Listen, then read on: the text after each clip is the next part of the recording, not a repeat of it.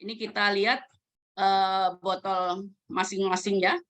Ada beberapa perlakuan. Ini botol 1, 2, 3, 4, dan kemudian untuk yang kontrolnya, ini untuk yang masing-masing setelah 30 menit mereka sudah mati semua, kemudian di dalam kontrol tidak ada yang mati.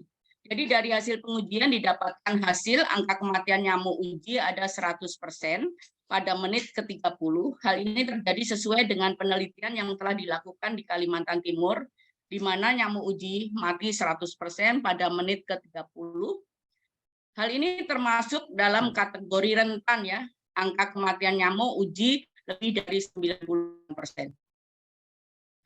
Jadi dari kesimpulan ini kita paparkan bahwa hasil dari penangkapan nyamuk yang sudah dilaksanakan selama 7 hari berturut-turut, penangkapan dilakukan selama 12 jam dengan human landing ya, kemudian sama testing itu dari jam 6 sore sampai jam 6 dalam dan di luar rumah didapatkan sebanyak 1.125 ekor nyamuk. Kemudian hasil dari penangkapan jentik yang sudah dilaksanakan selama 7 hari berturut-turut dengan penangkapan dilakukan selama 1 jam, yaitu jam 6 pagi sampai jam 7 pagi, di tempat perindukan didapatkan sebanyak 854 jentik. Kemudian hasil identifikasi dari penangkapannya malam hari yang sudah dilakukan selama 7 hari berturut-turut ditemukan nyamuk. Ini ada yang paling banyak adalah nyamuk kulek, ada 620 ekor, nyamuk Aedes 310, dan yang kita sorot adalah Anopheles yang kemungkinan ini adalah vektornya daripada malaria, yaitu Anopheles vagus ada 76 ekor, Anopheles 189 ekor, dan Anopheles warauti 30 ekor nyamuk. Adapun uji dari metode botol CDC, didapat angka kematian nyamuk uji Anopheles spesies menggunakan metode botol CDC terhadap insektisida yang digunakan dalam uji resistensi, delta metrin 0,05% adalah 100% pada menit ke-30 dengan kategori rentan. Dalam pengendalian malaria diperlukan keterlibatan masyarakat melalui pengelolaan lingkungan di sekitar permukiman agar tidak menjadi tempat perkembangbiakan nyamuk Anopheles. Kemudian juga diperlukan juga uji konfirmasi infeksi Plasmodium pada Anopheles spesies yang tertangkap dan juga melakukan survei bionomik vektor malaria di Desa Peru, Kecamatan Seram bagian Barat, Kabupaten Seram bagian Barat. Oke, ini dokumentasi kami pada saat penangkapan dengan umpan orang, dan ini adalah breeding place daripada habitatnya daripada larva nyamuk. Kemudian ini adalah identifikasi dan ini proses uji CDC botol. Mungkin ini saja yang bisa saya sambungkan. Terima kasih. Ya, terima kasih Bu Retno atas presentasi yang luar biasa. Barangkali ada yang ingin bertanya dari para peserta yang ada di sini. Mungkin kita terbatas waktunya, mungkin ada dua peserta barangkali yang kalau ingin menanyakan hasil dari studi yang dilakukan oleh Bu Retno Dantin, kami silakan untuk raise hand ya. Ada? Oh iya, silakan. Ya. Ya. Hanani. Oh, Mas Hanani, ya, silakan. Iya, ya. Selamat sore. Makasih untuk kesempatan yang diberikan. Mohon penjelasan terkait dengan metode yang dipakai, pendekatan yang dipakai. Di dalam pemaparan tadi disampaikan bahwa menggunakan metode eksperimen semu dengan pendekatan cross-sectional. Seperti apa, kemudian proses berkaitan dengan metode mungkin mohon dijelaskan. Terima kasih, Mas Tri. Mungkin di sini ada tim kami bisa minta bantuan, Pak. Silakan Bu. Monggo, Saudara Yonatan. Halo? Tadi ada Yonatan? Trivano Yonatan ini yang melakukan pengujian di Maluku. Oh iya. Kami persilakan Pak Yonatan. Trivano. Baik, Bu. Ya. Sinyalnya kurang bagus, Bu, di sini. Ya, sudah jelas. Ya, Kami Pak, persilakan Pak mohon Yonatan. pertanyaannya bisa diulangi, Pak. Mohon maaf. Oh ya, Mas Hanani, boleh diulangi pertanyaannya tadi? Ya, baik. Terkait dengan metode penelitian yang dipakai, itu disampaikan bahwa menggunakan eksperimen temu dengan pendekatan cross-seksional. Nah, ini mungkin perlu dijabarkan lebih jelas lagi. Yang pertama, kemudian berkaitan dengan metode yang digunakan pada saat melakukan running untuk pelaksanaan PCR, di mana sih eksperimen semuanya itu, gitu. Ya, makasih.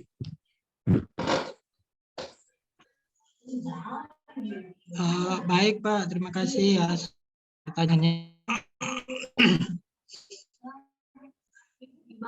Jadi tadi yang saya tangkap tadi untuk apa?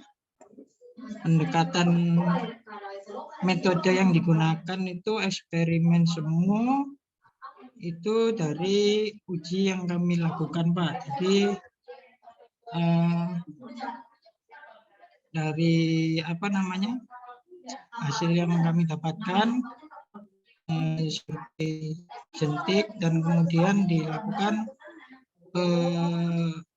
biarkan di lab untuk dilakukan uji. Jadi uji yang dilakukan menggunakan CDC bottle dengan persamaan usia yang dan jenis kelamin yang diuji. Pak.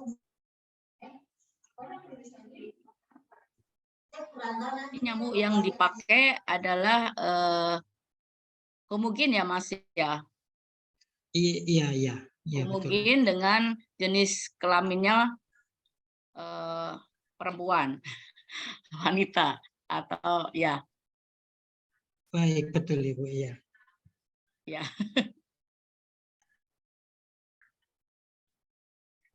Mungkin itu Pak yang bisa disampaikan.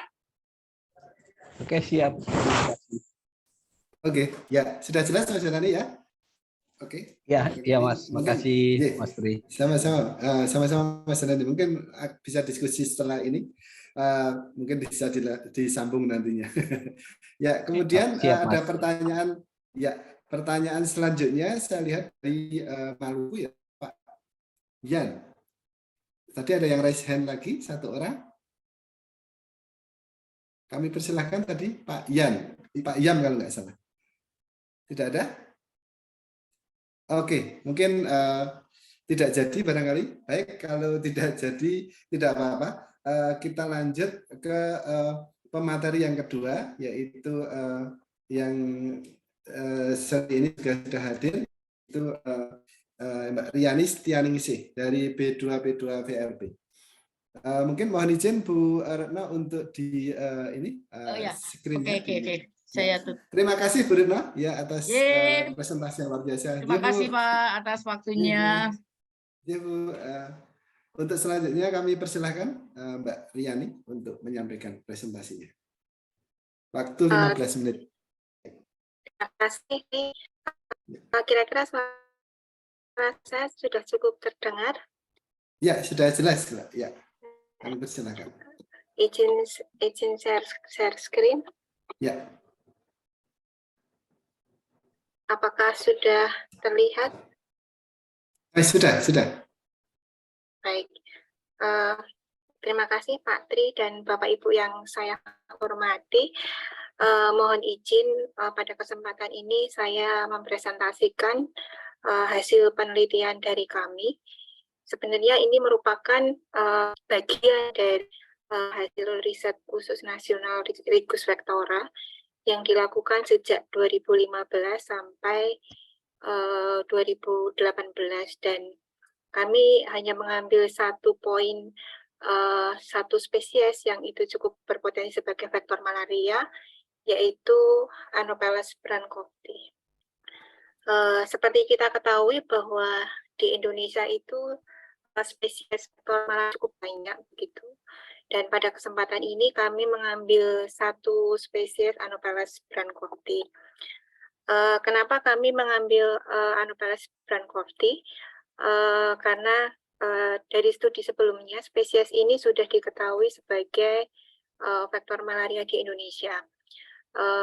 Dan dari hasil studi itu diketahui bahwa Anopheles brandcovti itu diketahui sebagai faktor malaria di beberapa daerah di Indonesia, khususnya di Papua dan Maluku. Itu info studi sebelumnya begitu. Dan beberapa studi juga menunjukkan, ini studi di Manokwari juga menunjukkan bahwa spesies ini sudah terkonfirmasi positif Plasmodium vivax dan falciparum pada hasil pemeriksaan PCR, dan kemudian pada pemeriksaan gold standar dengan pemeriksaan kelenjar ludah. Dan studi sebelumnya juga diketahui bahwa spesies ini memiliki aktivitas mengisap darah dari pagi sampai malam begitu. Dan seperti kita ketahui bahwa ketika spesies ini ternyata belum banyak dipublikasikan bagaimana distribusinya dan potensinya sebagai faktor, karena publikasinya cukup minim begitu. Dan berdasarkan latar belakang ini, kami ingin melihat update distribusi dari spesies ini, kemudian bagaimana perilakunya dan potensi spesies Anopheles brandcovti sebagai faktor malaria di Indonesia. Seperti kita ketahui juga bahwa nyamuk sebagai faktor itu dipengaruhi oleh beberapa hal, diantaranya adalah perilaku mengisap darah. Perilaku mengisap darah, baik apakah dia mengisap darah ternak ataukah manusia. Selain faktor perilaku mengisap darah, ketahanan terhadap patogen dalam hal ini Plasmodium itu juga merupakan salah satu faktor penting kenapa nyamuk bisa berpotensi sebagai faktor malaria. Dan aktivitas mengisap darah itu juga merupakan salah satu faktor yang perlu diperhatikan juga, bagaimana peran spesies ini bisa berperan sebagai faktor. Selain itu juga umur nyamuk. Jadi umur nyamuk juga merupakan faktor penting juga yang bisa kita indikasikan bahwa suatu spesies nyamuk itu mempunyai potensi yang besar sebagai faktor malaria. Nah, ingat bahwa Anopheles brandcovti itu merupakan salah satu spesies penting malaria di Indonesia. Maka di penelitian ini kami ingin mengupdate distribusi dari spesies Anopheles brandcovti ini di distribusinya di Indonesia, kemudian bagaimana perilakunya, serta bagaimana potensinya dia sebagai faktor di Indonesia. Berdasarkan latar belakang tersebut, mungkin tadi sudah saya kemukakan di atas ya, untuk tujuan penelitian yaitu untuk mengetahui distribusi, perilaku, dan potensi Anopheles brandcovti sebagai faktor malaria di Indonesia. Bapak Ibu, seperti yang di depan sudah kami sampaikan bahwa spesies penelitian ini merupakan bagian dari satu spora.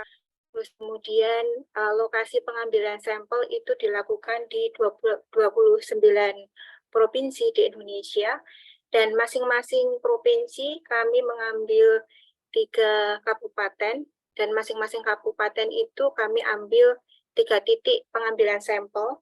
Dari masing-masing titik ini kita ada 6 titik, yaitu yang mewakili 3 ekosistem, itu ekosistem hutan, ekosistem non-hutan, dan ekosistem pantai. Dari 3 ekosistem ini kita bagi lagi dari masing-masing ekosistem, maksud saya ekosistem hutan, pantai, dan non-hutan itu kita bedakan lagi menjadi ekosistem yang dekat dan jauh pemukiman. Jadi masing-masing titik itu ada 6 ekosistem yang kita ambil begitu.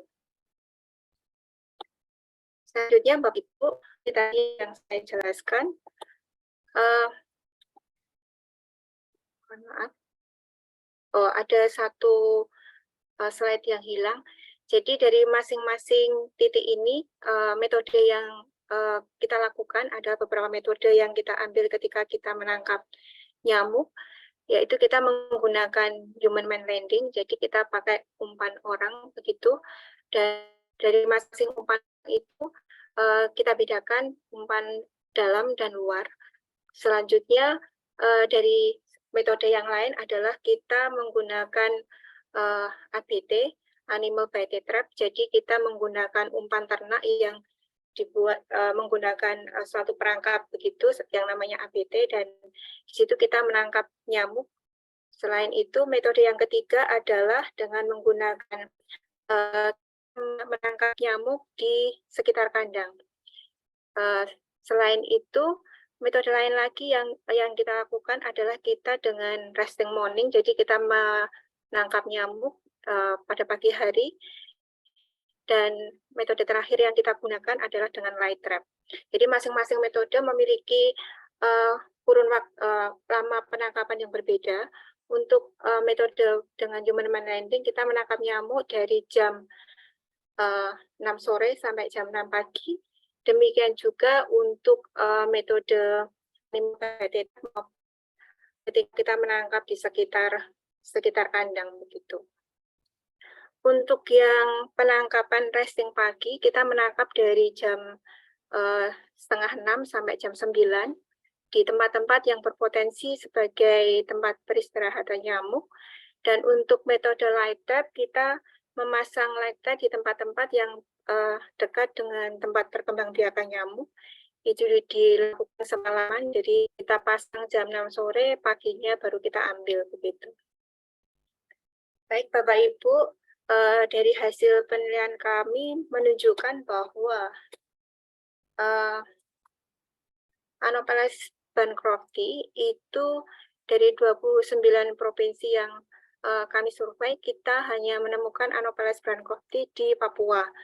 Walaupun penelitian sebelumnya juga mungkin ini salah satu kelemahan juga karena kita studinya sewaktu begitu ya, jadi mungkin bisa diupdate di waktu yang berbeda, mungkin akan bisa temukan. Tapi dari hasil riset tahun 2015 sampai 19 itu kita gabungkan, kita menemukan Anopheles bancrofti di Provinsi Papua, khususnya di Kabupaten Merauke. Dan izin Mbak dari Riani, 1 menit lagi.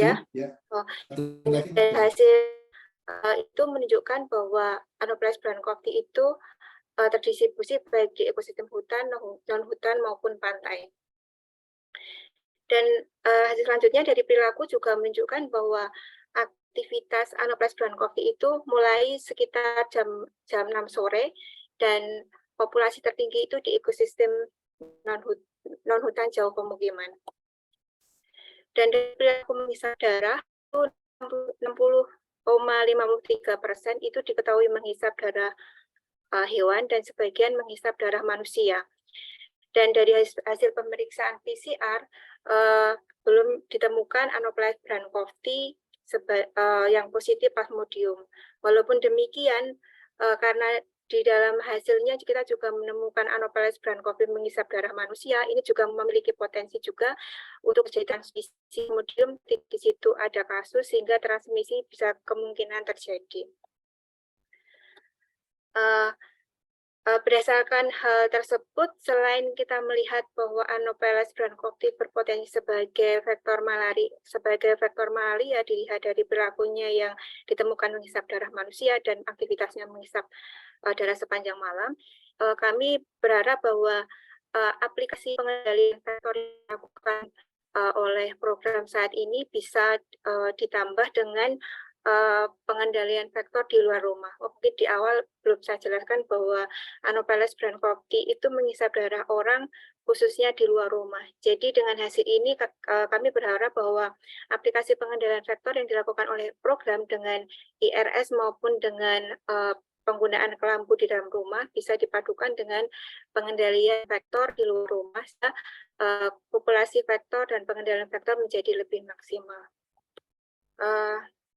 yang terakhir, dari hasil penelitian ini bisa kami simpulkan bahwa Anopheles brandcrofti di Indonesia ditemukan di Papua, terutama di ekosistem pantai, hutan, dan non-hutan, dan spesies ini berpotensi sebagai vektor malaria karena ditemukan menghisap darah manusia dan ditemukan panjang. Terima kasih. Waktu selanjutnya kami serahkan pada moderator. Ya, terima kasih Mbak Riani atas presentasi yang sangat menarik terkait dengan potensi Anopheles brandcrofti sebagai vektor, karena ini pernah dikonfirmasi ya dulu di Papua. Baik, untuk kebetulan saya diingatkan panitia untuk menghemat waktu, barangkali mohon berkenan Mbak Riani untuk menunggu sebentar sampai sesi, karena mungkin nanti pertanyaannya akan kita kumpulkan di belakang ya, karena waktunya sangat terbatas. Sehingga kami lanjutkan untuk pemateri selanjutnya, Bapak Hairul Latif ya. Kami persilakan Bapak Hairul Latif untuk mempersiapkan diri. Bapak Hairul Latif adalah berasal dari Fakultas Ilmu Kesehatan Masyarakat Universitas Sriwijaya Palembang. Terima kasih Pak. Ya, ya sebelumnya silakan, sini Pak. maaf. Sebelumnya Ya. di sini ada dosen-dosen saya juga Pak, Bu Retno Pak. Jadi kami masih belajar ini Pak. Oh Pak, iya. izin screen Pak ya. Silakan Pak, silakan. Ya.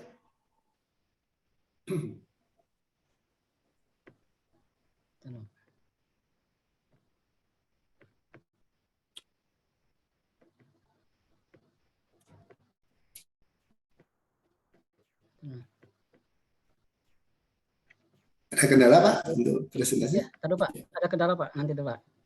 Ya.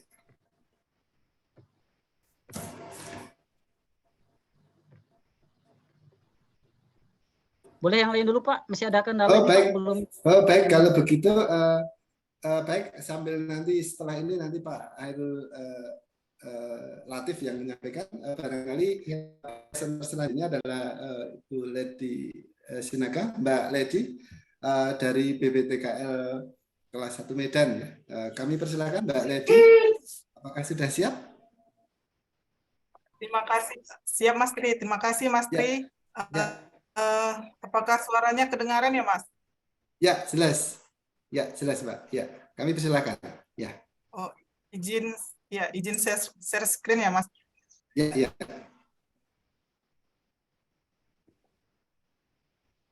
Ya, sudah kelihatan Mbak. Kami persilakan. Ya. Assalamualaikum warahmatullahi wabarakatuh. Selamat siang dan salam sejahtera bagi kita semua.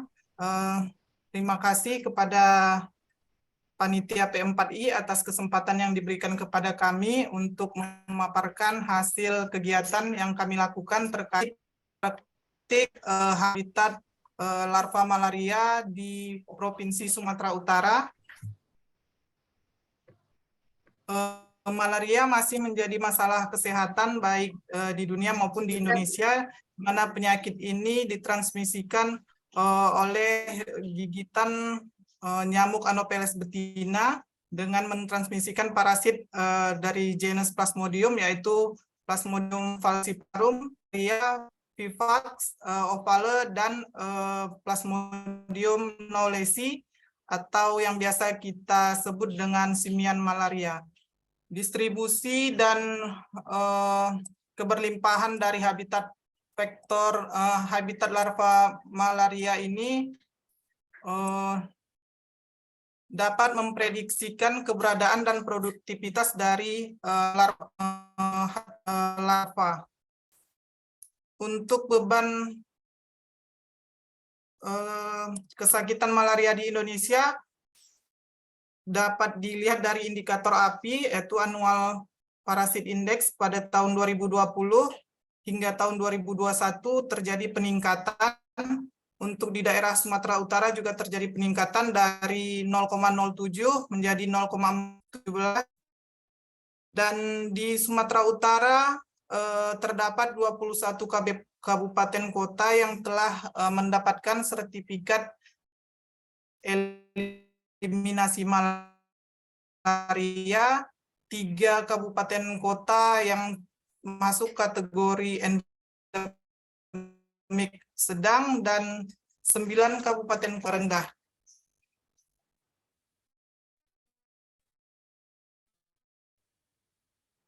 Untuk Tapanuli Selatan, Tapanuli Utara, Kabupaten Nias, dan Samosir, untuk besaran kasus terjadi peningkatan namun dari tahun sebelumnya, namun lebih sedikit dibanding tahun 2018. Untuk Kabupaten Samosir memang beberapa tahun belakangan tidak ada laporan kasus, tapi di tahun 2002 ada laporan kasus di mana ditemukan satu kasus malaria impor. Seperti kita ketahui bahwa Samosir ini merupakan daerah wisata kawasan Danau Toba. Tujuan dari penelitiannya ini adalah untuk mengidentifikasi karakteristik dari habitat larva malaria dan untuk menghitung indeks larva habitat sebagai data dasar dari pengambilan keputusan untuk pengendalian vektor di program malaria. Untuk metode survei penelitian ini merupakan spot survei. Kita melakukan survei habitat di sekitaran rumah penduduk dengan jarak lebih kurang 200 meter. Kemudian kita melakukan identifikasi karakteristik dan pengukuran dan pengamatan vegetasi di habitat larva yang positif. Kemudian di setiap larva itu di setiap habitat itu kita melakukan pencidukan maksimal 20 kali pencidukan, dan kita melakukan penghitungan indeks larva habitat dengan membandingkan jumlah habitat yang positif dibandingkan dengan jumlah habitat yang kita periksa. Kemudian kita juga melakukan pengumpulan nyamuk atau penangkapan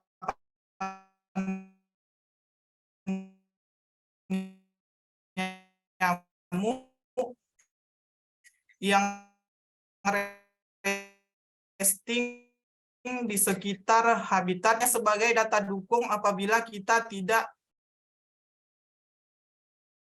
hasil melakukan kita lakukan, karena untuk meriring Anopheles ini agak sedikit sulit dan jarak dari wilayah survei kita ke laboratorium itu cukup memakan waktu, jadi kita takut larvanya mati, tidak bisa kita lakukan rearing. Untuk hasil dari seluruh habitat yang kita survei, kita temukan karakteristik dan densitas indeks larva habitat di Tapanuli Utara itu di Batu Herpak di Desa Batu Herpak dari 93 habitat yang kita periksa, kita temukan yang positif itu pada kolam sebanyak 4, dan di Kabupaten Samosir itu di Desa Pansunai dari 28 habitat yang kita survei ditemukan 4 kolam yang positif. Kemudian di Tapanuli Utara itu di Desa Huta Toruan 7 sebanyak 85 habitat yang kita survei, kita temukan 7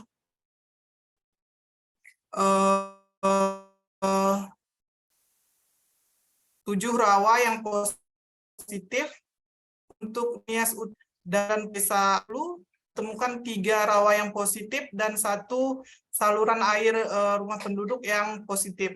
Untuk Desa Siaporoasi ini 1 rawa, 1 kolam, dan 2 saluran air yang positif larva malaria.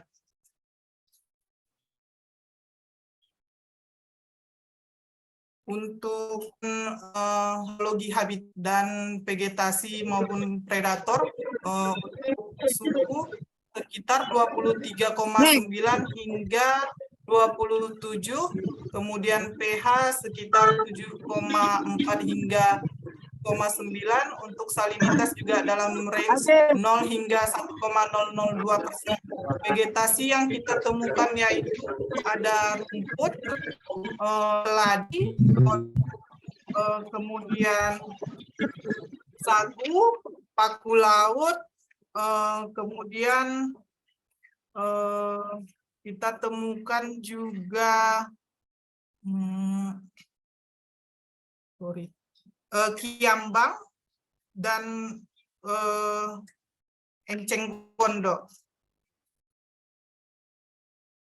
Untuk pembahasannya bahwa tipe habitat yang kita temukan berbeda-beda di setiap lokasi survei, namun untuk rawa dan kolam merupakan yang paling banyak ditemukan larva, di mana untuk rawa ini ditemukan airnya tidak mengalir dengan aliran mendukung perkembangbiakan larva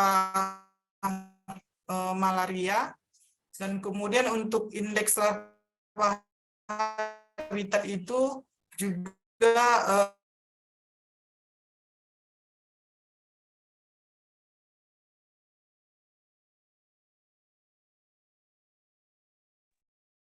ya, putus ya dari Mbak Lady tadi, barangkali apakah sudah bisa masuk lagi? Tinggal pembahasan kemudian kesimpulan. Halo? halo, Ya, silakan masuk lagi, lanjutkan Mbak. Ya, masih. untuk suhu dan minta kita temukan juga sesuai dengan beberapa literatur bahwa memungkinkan untuk perkembangbiakan larva Anopheles, di mana pH yang sesuai itu berkisar sekitar 7 hingga 7,9. pH ini mendukung dalam pertumbuhan plankton sebagai sumber pakan pada larva. Dan kemudian untuk suhu juga tidak tinggi karena ditemukan vegetasi di sekitar habitat, sehingga sinar mataharinya tidak langsung menembus air. Dan kita tidak menemukan adanya predator, dan ini dapat meningkatkan perkembangbiakan larva juga. Untuk pengumpulan bukan spesies Anopheles Mohon maaf, PPT-nya belum muncul, Mbak. Kochi, Nigerimus, Barberostris, Linias utara. PPT-nya belum muncul.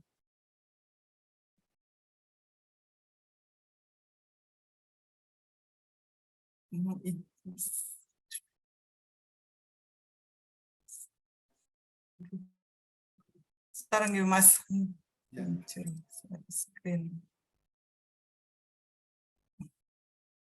Baik, untuk 1 menit lagi ya, Mbak. Utara, ya, untuk di Nias Utara kita temukan Anopheles sundaicus. Memang pada saat survei lokasinya berada di sekitar pinggir pantai.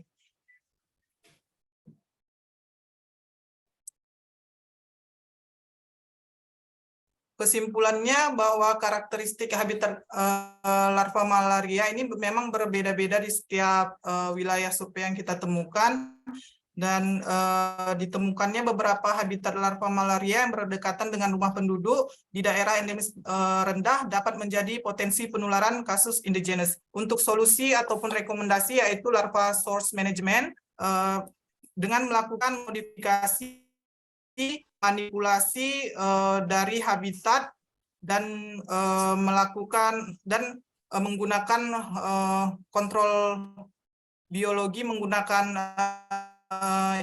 ikan sebagai predator larva, dan dapat menggunakan larvasida baik secara biologi maupun kimia. Berikut hasil dokumentasinya ada pada sawah, kolam, sawah, dan saluran air kotor pada rumah warga. Terakhir kami ucapkan terima kasih kepada warga di lokasi survei yang telah mengizinkan kami dan membantu kami pada saat melakukan survei, kepada Dinas Kesehatan terkait yang telah mendampingi kami, kepada Kepala Balai BTKL Kesehatan Kelas 1 Medan, dan Kementerian Kesehatan untuk kami dalam melakukan survei ini. Terima kasih atas perhatiannya. Saya kembalikan kepada moderator. Ya, terima kasih Mbak Lady atas presentasinya yang luar biasa. Meskipun tadi ada sedikit permasalahan teknis ya. Tapi nanti mungkin ada beberapa pertanyaan bisa dilanjut di chat room ya, barangkali untuk kalau ada pertanyaan. Untuk selanjutnya kami persilahkan kepada Bapak Hairul Latif. Terima kasih kepada Pak Hairul Latif untuk mempresentasikan hasil studinya. Baik, Kami Pak. persilakan.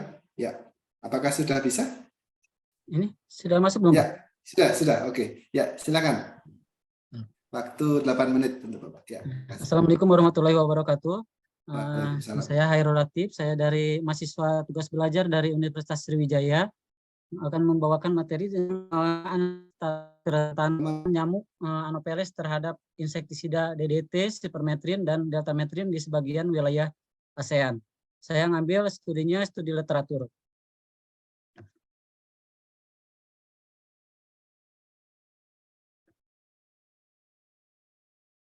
Untuk pendahuluan, malaria masih dianggap sebagai masalah kesehatan masyarakat yang serius dan memiliki pengaruh besar terhadap kehidupan kesehatan masyarakat dunia, terutama di daerah-daerah endemik malaria. Pada tahun 2020 terdapat 241 juta orang kasus malaria atau 14 juta lebih banyak dari tahun 2019. WHO mencatat bahwa 77% kematian malaria secara global terjadi pada anak di bawah usia 5 tahun. Tidak menutup kemungkinan di Indonesia akan melihat munculnya resistensi insektisida sebagai akibat dari meluasnya penggunaan insektisida pada setiap penyemprotan dengan teknik untuk pengendalian nyamuk Anopheles secara kontinu. Masalah kesehatan masyarakat yang timbul terjadi tingkat resistensi nyamuk terhadap insektisida. Insektisida yang sering digunakan dalam program pengendalian vektor Anopheles dari kelompok utama pyrethroid, organofosfat atau OPS, organoklorin, dan karbamat. Yang metode yang digunakan dalam sistem ini yaitu systematic review, PRISMA, resistensi insektisida di Anopheles diidentifikasi dalam tujuan, temuan, dan diterbitkan sebelumnya menggunakan 4 basis data yaitu PubMed, Scopus, ScienceDirect, dan Embase yang digunakan. Untuk hasil, negara di wilayah ASEAN yang paling banyak meneliti tentang uji resistensi insektisida yaitu negara Myanmar, dan jenis insektisida yang paling banyak digunakan untuk tindakan uji resistensi yaitu golongan pyrethroid dan sipermetrin. Dan insektisida yang paling sedikit yang diteliti yang saya ambil dari jurnal yaitu teliti kelompok transputrin dan poviridipropon clothyanidin. Metode uji resistensi yang paling banyak diteliti yaitu menggunakan metode susceptibility test WHO dan botol CDC sebanyak 9 penelitian. Sedangkan yang paling sedikit diteliti yaitu menggunakan metode uji resistensi kelambu yang berinsektisida sebanyak 3 artikel yang diteliti. Sedangkan insektisida yang sudah resisten yaitu kelompok pyrethroid dan sipermetrin sebanyak 3 artikel yang diteliti, sedangkan kelompok yang rentan pada golongan karbamat yaitu sebanyak 2 artikel yang diteliti. Pembahasan studi kami menguraikan distribusi nyamuk Anopheles yang resisten terhadap insektisida yang paling banyak digunakan untuk pengendalian vektor terhadap insektisida Malathion, DDT, permetrin, dan deltametrin di beberapa wilayah Indonesia. Kesimpulannya, permetrin dan deltametrin terus digunakan untuk pengendalian nyamuk Anopheles, sedangkan Malathion tetap menjadi insektisida yang paling banyak digunakan dan efektif di Indonesia. Temuan terbaru mengkonfirmasi penelitian sebelumnya yang dilakukan di Malaysia yang menemukan tingkat resisten Malathion 5% pada nyamuk Anopheles, resisten DDT pada nyamuk Anopheles adalah 4%. Namun mereka masih rentan terhadap insektisida kelompok deltametrin 0,05%. Sebaliknya, penelitian dari Myanmar menunjukkan bahwa organofosfat dan pyrethroid penggunaan karbamat insektisida mengungkapkan tingkat kematian dan penokon Anopheles yang masih rentan terhadap insektisida.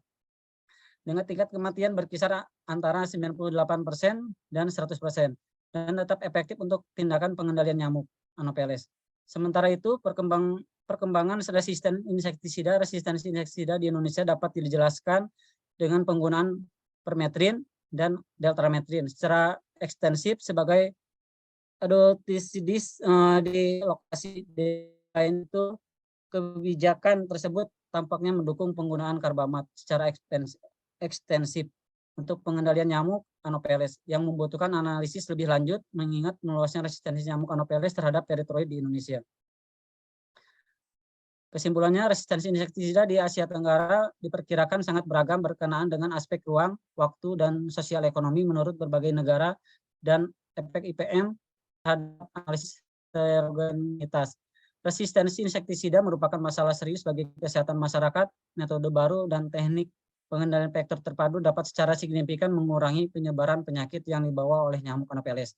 Mengidentifikasi sejumlah jenis insektisida yang masih efektif dalam mengendalikan Anopheles di Indonesia. Protokol standar untuk memantau resistensi insektisida bagaimanapun harus dikembangkan dan dikelola oleh komunitas sektor kesehatan di berbagai negara Asia Tenggara. Profesional kesehatan masyarakat membutuhkan informasi tepat waktu untuk mengubah strategi pengendalian vektor dan menghentikan wabah. Ini daftar pustakannya. Sekian, terima kasih. Baik, terima kasih dari presentasi yang dari hasil systematic review yang disampaikan Pak Hairul Latif tadi. Barangkali mungkin nanti ada diskusi, kami silakan lewat. Untuk presentan selanjutnya, kami undang kepada Bapak Naufal Fakhri Nugraha untuk menyampaikan hasil studinya. Ya. Sudah terlihat PowerPoint-nya. Kami persilahkan Pak Naufal Fakhri Nugraha untuk menyampaikan presentasinya. Baik, terima kasih Pak Tri. Selamat siang Bapak Ibu hadirin semua. Perkenalkan, saya Naufal Fakhri Nugraha sebagai presentan abstrak dengan judul tempat potensial perlindungan nyamuk penyebab malaria di Kabupaten Timur Tengah Selatan. Penelitian ini merupakan kerjasama antara Divisi Parasitologi Universitas Padjadjaran, yaitu Dr. Nisa Kobia sama Dr. Lia Farida, dengan Litbangkes atau sekarang dikenal dengan Badan Kebijakan Pengembangan Kesehatan, ada Pak Jontari. Baik, izin memulai. Ya, pertama-tama seperti yang kita ketahui bahwa malaria ini merupakan vector-borne disease, di mana ditularkan melalui vektor berupa nyamuk Anopheles dari spesies Anopheles. Malaria sendiri tentunya masih menjadi masalah baik global maupun di Indonesia. Untuk Indonesia sendiri saat ini telah menargetkan eliminasi malaria di wilayah Indonesia secara bertahap di 5 regional, mulai dari Jawa Bali yang ditargetkan di tahun ini hingga nanti berakhir di Papua, target eliminasi nasional di tahun 2030. Saat ini kondisi malaria jika ditinjau berdasarkan API, kita lihat bahwa terkonsentrasi di wilayah Indonesia Timur, mulai dari Papua, Papua Barat, dan NTT. Lalu tentunya untuk mencapai eliminasi malaria perlu upaya-upaya. Salah satunya yaitu mengenai vektor itu sendiri, karena seperti yang kita ketahui bahwa malaria ditularkan oleh vektor.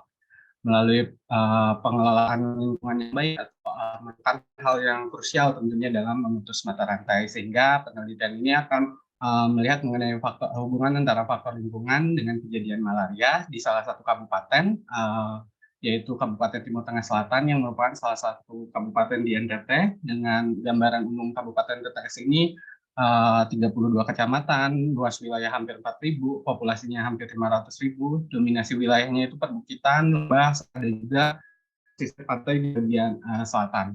Lalu terdapat cukup banyak sungai, iklimnya yang cenderung kering karena Indonesia Timur, dan suhu 26-31 derajat Celcius yang tentunya cocok untuk beberapa jenis spesies dari Anopheles. Ya, penelitian ini secara metodologi merupakan penelitian cross-sectional analitik, di mana datanya menggunakan data standar dari Litbangkes, hasil kerjasama antara UNPAD dan Litbangkes, dengan data yang dilakukan analisis sebanyak 357. Untuk pengambilan data sendiri dilakukan 2013-2014 di 5 wilayah Kabupaten Timur Tengah Selatan di 5 kecamatan berdasarkan stratified random sampling, di mana 1 kecamatan dengan indeks api rendah yaitu Oendino, 2 kecamatan dengan indeks api sedang Batu Putih Amaniban Selatan, dan 2 kecamatan dengan indeks api tinggi yaitu Amaniban Tengah dan Amanatun Selatan. Untuk variabel yang diteliti ini berkaitan dengan lingkungan, mulai dengan tempat yang berpotensi seperti sungai, laguna, sawah, kebun, rawa, mata air, dan kandang, lalu berkaitan sumber air dan kepemilikan ternak dan sawah.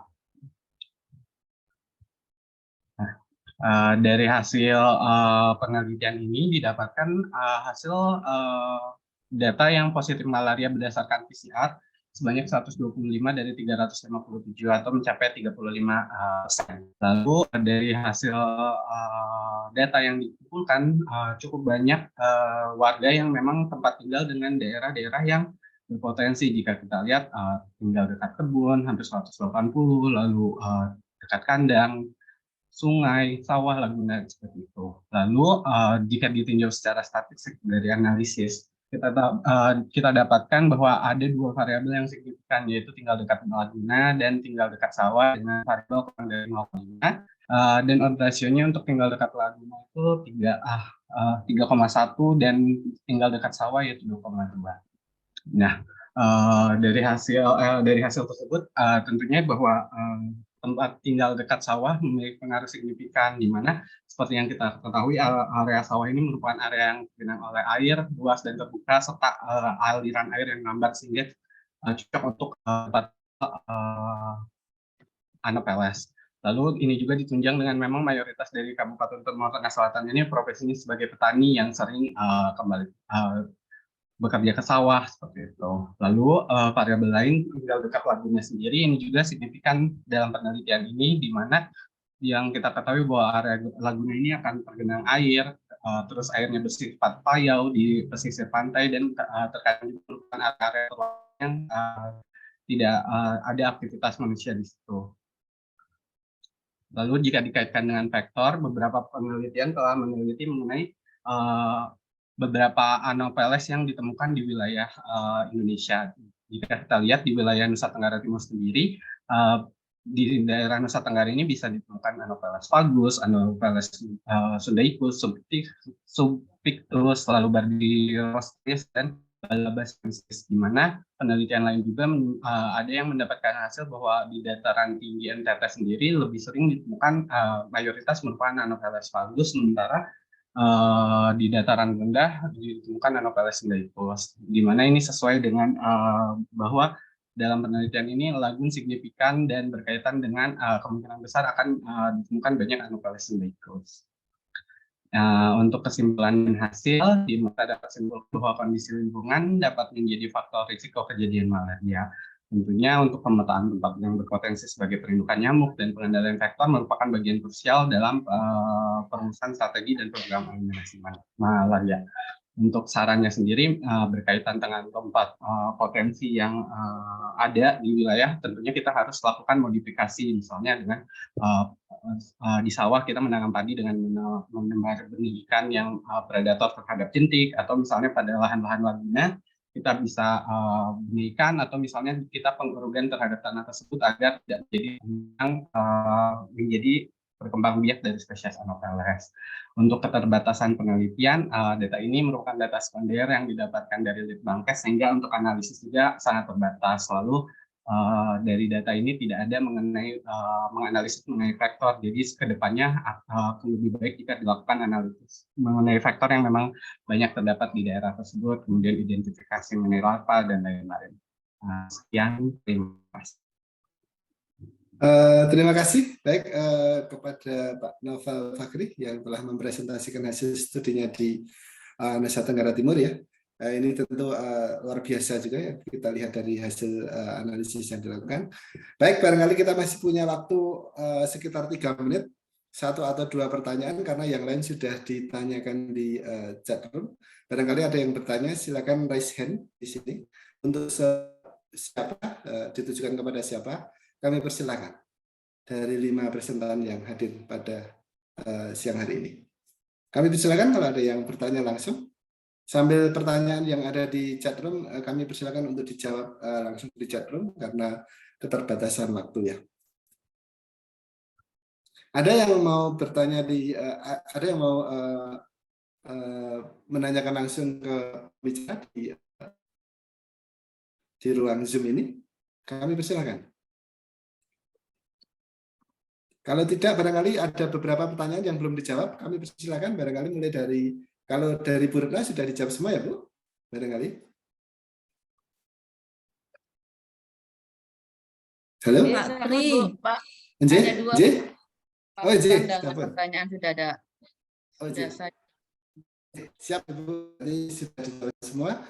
Kemudian dari Bu Riani sudah semuanya? Izin satu Pak Tri, Oke, ada monggo, satu silakan. pertanyaan yang belum saya jawab, baru masuk. Jadi dari Pak Kairil yang menanyakan bahwa itu kan hasil pemeriksaan itu kan PCR kan negatif, apakah dia bukan vektor? Kalau yang berdasarkan penelitian sebelumnya dia sudah positif plasmodium begitu ya, dengan uji pembedahan kelenjar ludah, berarti dia positif vektor. Cuma kenapa dalam penelitian ini tidak positif? Itu ada beberapa kemungkinan. Yang pertama, kemungkinan sampelnya terlalu sedikit. Karena untuk mendapatkan nyamuk yang positif plasmodium itu, kalau terutama untuk dengan pembedahan kelenjar ludah sulit, jadi bisa 1001 begitu istilahnya. Terus kemudian pertama sampelnya sedikit. Terus kemudian tadi yang di awal juga saya sampaikan bahwa kelemahan penelitian ini kan spot survei, jadi spot sewaktu.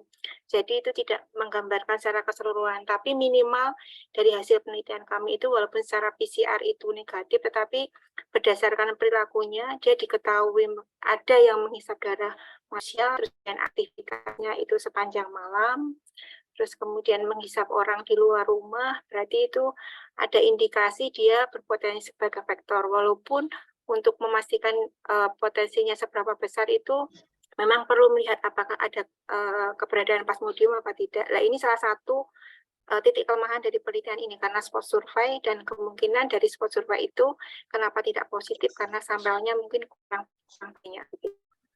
Itu yang saya jawab. Terima kasih. Ya, terima kasih Mbak Riani atas jawaban dari pertanyaannya Pak Khairul. Kemudian untuk Mbak Ledi, saya kira sudah dijawab semua ya Mbak Ledi ya? Kayaknya sudah, saya lihat. Oke Mas, ini terkait tindak lanjut, belum sempat saya jawab, ini lagi saya ketik Mas. Oh baik, silakan jawab. Kemudian Pak, untuk Pak Heru, saya mau jawab juga Pak sama yang Ibu Riani. Itu kan kepada Pak Heru yang datanya di review dari jurnal rank tahun berapa.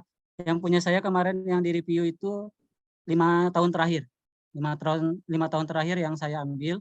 Terus untuk yang Pak Dani, untuk yang DDT di Indonesia pakai insektisida jenis DDT itu sudah ada di Indonesia.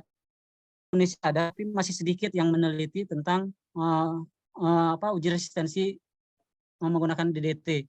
Rata-rata di Indonesia menggunakan sipermetrin, pyrethroid, datalmetrin. Tapi kalau misalnya yang sudah insektisidanya sudah resisten, kemungkinan bisa digunakan lagi, tapi sudah harus diulang lagi ke insektisida yang baru lagi. Nanti sudah periode selanjutnya baru bisa dipakai lagi. Tapi kalau nggak boleh dipakai lagi, tapi harus diganti sama insektisida jenis yang lain. Mungkin itu.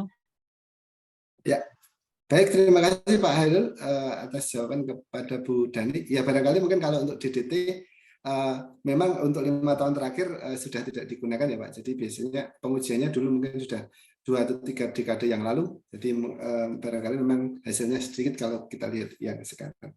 Ya, kemudian untuk Noval, ada yang mau dijawab ataupun sudah semua atau tidak ada pertanyaan? Saya kira tidak ada ya Pak ya. Oke. Kalau saya lihat tidak ada. Oke. Kalau tidak ada, sudah dijawab ya pertanyaan dari Mas Yahya. Kalau tidak ada lagi, barangkali terima kasih atas presentasi yang luar biasa ini dari 5 presentan. Ada beberapa catatan di sini ya terkait beberapa metode yang menjadi pertanyaan beberapa peserta di sini yang mungkin nanti perlu menjadi perhatian di dalam penentuan metode untuk pelaksanaan studi entomologi. Mungkin nanti perlu kehati-hatian di dalam pemilihan metode. Kemudian faktor foto ya atau gambar ini juga sederhana, tetapi itu juga perlu menjadi perhatian.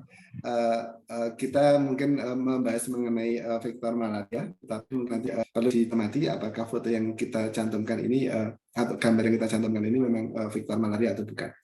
Kemudian hal yang lain saya kira sudah ada diskusi yang sangat bagus di dalam chatroom ya. Saya kira ini sangat produktif sekali di chatroom dan terima kasih karena waktu sudah habis dan nampaknya ini sudah di warning panitia juga.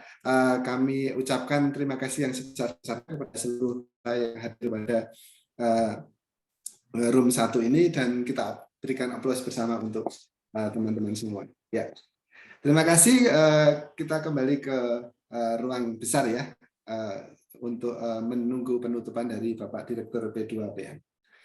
Assalamualaikum warahmatullahi wabarakatuh. Ya, terima kasih. Warahmatullahi wabarakatuh. Akan kembali ke ruangan besar ya. Terima kasih.